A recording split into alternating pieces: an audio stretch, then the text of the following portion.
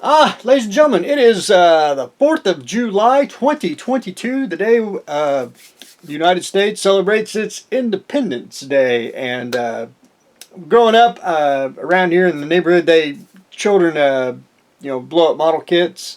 I never really did like to do that. Just like, not really a thing for me to do. I prefer building the kit. But anyway, usually that night or the day after, I went around the neighborhood and picked up model kits that people blew up because they'd blow it up and leave it, and I just picked all the parts off of it, and basically years down the road, I sold parts and pieces. But anyway, made money off that from my childhood to adulthood. But anyway.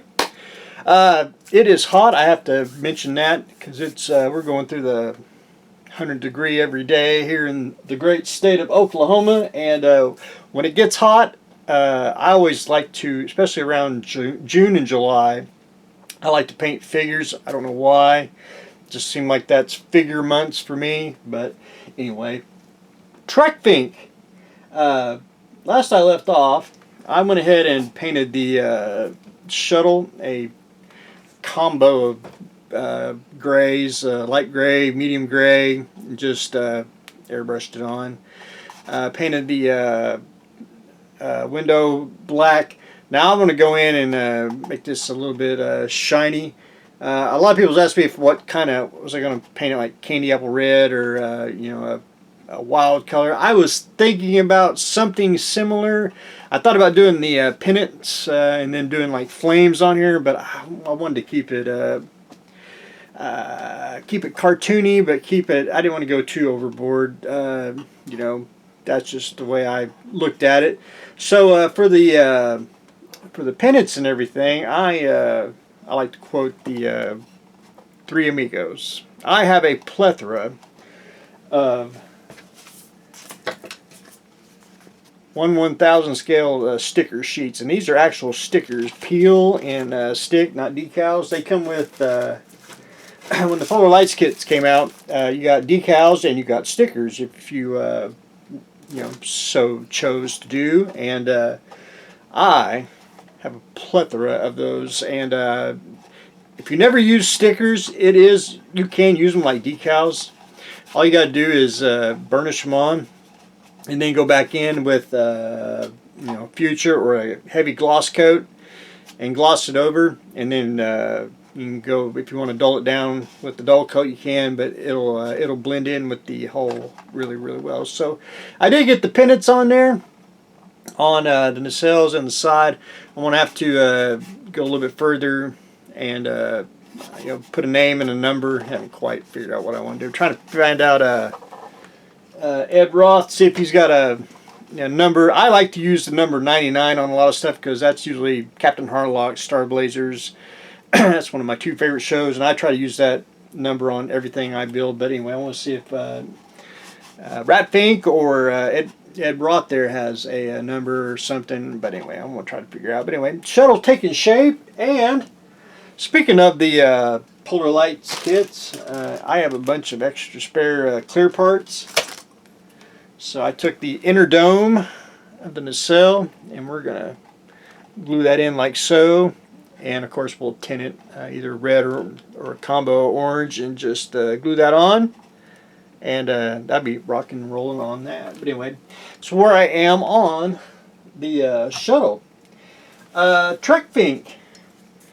Last I left off on him, I use paint also as a filler. So I took, I don't like to normally do it, but I took spray paint,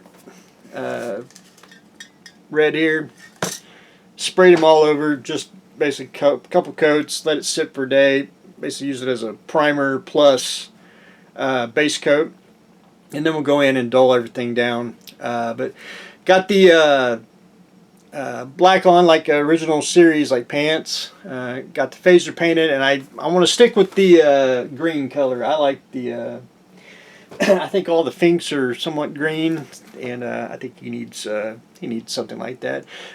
His hair. Now I wanted to I wanted to stay away from Mr. Gasser's hair. His was a little more wild. So what I did, and I was thinking about doing like Mr. Spock's, with the bowl cut. But I went ahead and I just took epoxy sculpt and Just kept it very, very subtle, and just sculpted the basically the hairline on that. And I'm going to go with probably an orange hair. I'm going to stick with the orangey red. I think just